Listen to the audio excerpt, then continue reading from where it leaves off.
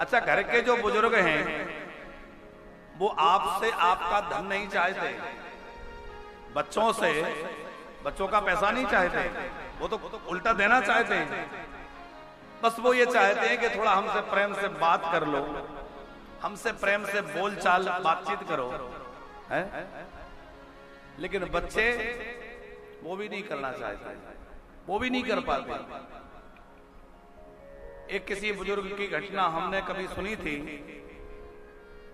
कि वो बुजुर्ग जो हो थे अकेले, पत्नी शांत हो गई, अब अकेले रह गए थे, तो थोड़ा बीमार भी रहने लगे थे। तो बेटा बहू ने क्या किया कि उनका कमरा ऊपर वाला करवा दिया। तीसरे मंजिल में जो कमरा अकेला था, बोले आपको कहीं आना जाना तो रहता नहीं है, बस बैठे रहना है, टीवी देखना है, यहीं टीवी लगवा देंगे, इसमें एयर कंडीशन कर देंगे, आप ऊपर यहीं रहो। अब वो तीसरे मंजिल में छत पे जो कमरा बना था उसमें उन्होंने एयर कंडीशन भी लगा दिया, एसी वेसी फिट कर दिया, टीवी लगा दी, सब सुविधा कर दी। समय समय पे नौकर जाते, भोजन दे आते, चाय दे आते, नाश्ता दे आते। पर वो बुजुर्ग जो है उनकी बीमारी और ज्यादा बढ़ती जा रही थी। धीरे धीरे उनकी स्थिति ये हुई कि उनको खटिया से उठना, बिस्तर से उठना भी बड़ा मुश्किल होने लगा, और वो अपना दैनिक नित्य क्रिया आदि जो करने के लिए भी मुश्किल होने लग गई। पर किसी प्रकार एक दिन खेलते खेलते उनका नाती माने बेटे का बेटा ऊपर पहुंच गया। कमी जाता होगा, पढ़ाई में लगे, अपना ट्यूशन, अपना स्कूल। अब वो ऊपर गया तो उसको देख करके और दादाजी में थोड़ा जोश आया, थोड़ा अच्छा लगा। अब वो हाथ में बॉल लिए था बच्चा, उछालते हुए ऊपर गया तो बॉल उछल करके दादाजी के बेड के पास पहुंच गई। बहुत ध्यान से सुनना, ये कथा नहीं है लेकिन ये एक जीवन की सच्चाई है। बच्चा बॉल से खेल रहा था, कोई 8-10 वर्ष का बच्चा होगा, वो बॉल उछलकर दादाजी के बेड के पास पहुंच गई। अब वो बच्चा बोला, दादाजी हमारी बॉल उठा देंगे? तो थोड़ा सा दादाजी को भी लगा कि देखो बच्चा मुझसे खेलना चाहता है तो मैं प्रयास करूं। तो उन्होंने बड़ा श्रम करके उठ करके उस बॉल को उठाया, बच्चे की ओर दे दिया। पर उन्हें बड़ा अच्छा लगा तो बच्चे से कहा और मुझे बॉल दो।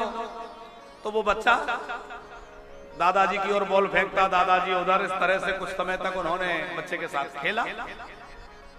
1-2 दिन ऐसा हुआ, बच्चे को उन्होंने ऊपर बुलाया, उनका मन प्रसन्न रहने लगा, तो शरीर में भी कुछ इंप्रूवमेंट, कुछ सुधार उनके स्वास्थ्य में होने लगा। अब सुधार होने लगा तो वो बोले कि बेटा छत में जगह थोड़ी है, गिरने पड़ने का डर है, एक काम करते हम लोग नीचे चल के बगीचे में खेलते हैं। तो बाबूजी जो है जैसे तैसे पकड़ पकड़ के बच्चे के साथ नीचे आ गए, और शाम का समय था, बच्चे के साथ अपने नाती के साथ बाहर बगीचे में जो गार्डन होगा उसमें खेल रहे थे, और बॉल उठा के अपने बच्चे को उसको नाती को दे रहे थे। उनका बेटा ऑफिस से लौटा, बेटे ने पूछा, बच्चे को डांट लगाई, ये क्या कर रहे हो? बाबूजी से बॉल उठवा रहे हो, ये ठीक नहीं है, तुम बाबूजी बीमार रहते हैं, उनको परेशान कर रहे हो। तो बाबूजी ने अपने बेटे को बुला के समझाया, बाबूजी मैं तो बीमार तो बहुत ज्यादा हो गया था और अब मैं काफी ठीक हूं, और दवाइयों से ठीक नहीं हुआ, इस बच्चे के कारण मैं ठीक हुआ हूं। ये बच्चा मेरे साथ खेलने लगा जिससे मैं धीरे धीरे ठीक हो रहा हूं, और यदि ये बच्चा मुझे खेलने के लिए इसी समय देता रहा, इसी तरह मेरे साथ खेलता रहा, तो मैं एकदम बढ़िया हो जाऊंगा, मुझे किसी दवाई की जरूरत नहीं पड़ेगी फिर। तो रोते हुए उस बुजुर्ग ने अपने बेटे से एक बात कही, बेटा हो सके तो मेरा बिस्तर ऊपर से उठवा लाओ और यहां बाहर बरामदे में लगवा दो, ताकि जब ये पोता स्कूल जाए, स्कूल से आए तो मैं इसको देख लूं, कम से कम ये मुझसे नमस्ते करके हाय बाय कुछ करके जाएगा तो मुझे दिखेगा, इसको देखकर मुझे हंसी होगी, प्रसन्नता होगी। जब तुम ऑफिस जाओगे तो तुम्हें मैं देख लूंगा, तुम आओगे तो तुम्हें देख लूंगा कि बेटा आ गया, बहू जाएगी उसको देख लूंगा, तो मैं ज्यादा अच्छा रह सकूंगा। मैं ऊपर सारी सुविधाएं तुमने कर दी, पर उन सुविधाओं में मुझे अच्छा नहीं लगता, वो सुविधाएं मुझे खाने के लिए दौड़ती हैं। मैं चाहता हूं कि तुम्हारा समय तुम ना भी दे पाओ, कम से कम तुम दिखते तो रहो। तो मेरा बिस्तर ऊपर से उठा के यहाँ बरामदे में डाल दो। बहू तो नहीं चाहती थी कि पिताजी यहाँ बरामदे में रहें, लेकिन बेटे ने बहुत ज्यादा कहा तो उनका बिस्तर वहां लगाया गया। और आप आश्चर्य करेंगे, धीरे धीरे अपने पोते के साथ खेलते खेलते वो बुजुर्ग एकदम ऐसे लगने लगे मानो इनको कोई बीमारी ना हो। अब आयु का प्रभाव तो रहता ही है, पर यदि अंदर से व्यक्ति को प्रसन्नता रहे तो उसका शरीर स्वस्थ रहता है। अब वो बच्चे के साथ खेलते हैं, बॉल उठाते हैं, कभी कुछ करते हैं, कभी कोई खेल खेलते हैं, बच्चे के साथ समय बिताते हैं, उनको बड़ा अच्छा लगता है। ये घटना हमने आपको इसलिए सुनाई कि बुजुर्गों को क्या चाहिए। आज लोगों के घरों में स्थिति ये है, समय लाल जी, वो कहते हैं घर के बुजुर्गों से तुम्हें क्या चाहिए, खाने रोटी मिल रही है ना, हम घर में एसी लगवा दें, टीवी लगवा दें, फ्रिज लगवा दें, ये लगवा दें, वो लगवा दें, दुनिया की चीजें कह देंगे, नौकर रख दें। अरे तुम सब कर दोगे, पर उन बुजुर्गों को ना तो नौकर चाहिए, ना तुम्हारा आराम चाहिए, ना सुख सुविधा चाहिए, उन्हें तो तुम्हारे मीठे दो बोल चाहिए। तो सवेरे शाम को तुम्हारी सूरत देख लें, तुमसे थोड़ी बात कर लें, थोड़ा तुम्हारा समय चाहिए है? पर आज बच्चों के पास समय नहीं है। लेकिन भैया हम लोग इतने संवेदनाहीन ना बने, कुछ संवेदना उनके प्रति रखें जिन्होंने हमारे लिए कितने अरमानों से पाला है, हमारे लिए क्या कुछ नहीं किया है। तो घर के बुजुर्ग जो है उनको समय अवश्य दें। घर के बुजुर्गों के पास थोड़ी देर बैठें, उनसे थोड़ी बातचीत करें। और घर से बाहर जा रहे हैं तो नियम बनाएं।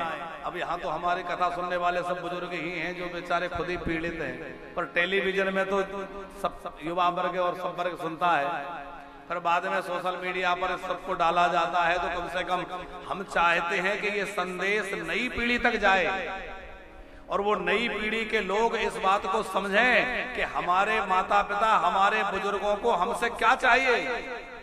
क्योंकि जब उस अनुभव को वो करेंगे, उस आयु में पहुंचेंगे, तब तक उनके पास पछताने के सिवा कुछ नहीं होगा। क्योंकि उस समय उनके माँ बाप उनके पास नहीं होंगे, उनके बड़े बुजुर्ग उनके साथ नहीं होंगे।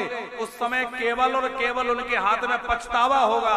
वो अपने माँ बाप की फोटो देखकर पछता पाएंगे कि देखो हम समय रहते समझ ना पाए, इनको समय ना दे पाए, इनकी सेवा ना कर पाए, इनका आशीर्वाद ना ले पाए। समय रहते समझ जाएं, नहीं तो पछताने के सिवा कुछ नहीं रह जाएगा है? बड़े बुजुर्गों के पास बहुत ज्यादा जो है अनुभव होता है, इसलिए बुजुर्गों की बात बच्चों को मानना चाहिए, सुनना चाहिए। क्योंकि बच्चों के पास जोश होता है और बुजुर्गों के पास होश होता है। बुजुर्गों का होश और बच्चों का जोश यदि दोनों मिल जाएं तो जगत में नई क्रांति आ जाए साहब, नया काम हो जाए। शास्त्री जी आपको याद होगा, प्राइमरी स्कूल की किसी कक्षा में एक कविता आती थी कि एक लंगड़ा था, एक अंधा था। आपने शायद पढ़ी होगी, हमने छोटे में पढ़ी है। अब गांव में आग लगी तो सब लोग भाग गए, केवल दो लोग मजबूर थे, अंधा और लंगड़ा। लंगड़ा इसलिए कि वो बेचारा भाग नहीं सकता, और अंधा इसलिए कि उसको ये नहीं दिख रहा कि आग कहां लग रही है। तो अंधे व्यक्ति और लंगड़े व्यक्ति दोनों मिले तो लंगड़े ने कहा कि तू मुझे अपने कंधे पे बिठा ले, तेरे पैर ठीक हैं, आंख खराब है, मेरी आंख अच्छी है, तो मैं तुझे रास्ता दिखाऊंगा कि तू दाएं मुड़, अब बाएं मुड़, अब दाएं मुड़, ऐसे चलना है। तो रास्ता मैं दिखाऊंगा और चलना तुझे है, क्योंकि तेरे पैर अच्छे हैं। लंगड़ा क्या है? बोले बुढ़ापा लंगड़ा है। बुढ़ापा लंगड़ा हो गया, आप बेचारे कुछ कर नहीं पा रहे। और जवानी अंधी है। जवान बच्चे जो हैं उनमें जोश तो बहुत है, उनके पैर अच्छे हैं कि वो दौड़ के कार्य कर सकते हैं, उनमें जोश है, लेकिन वो अंधे हैं, जवानी अंधी है, मदांध हो रहे हैं, कामांध हो रहे हैं। लेकिन यदि वह है नव युवक, भले ही कामांध है, मदांध है पर वह अंधी जवानी यदि लंगड़े बुढ़ापे को अपने कंधों पे बिठा ले, उसको आदर सत्कार देने लगे, उसके अनुभव की बात मानने लगे और उसके अनुभव की आंख से चलने लगे, तो वो इस संसार की भीषण ज्वाला से बच जाएगा, विषयों की अग्नि से, विकारों की अग्नि से बच जाएगा और अपने लक्ष्य तक पहुंच जाएगा।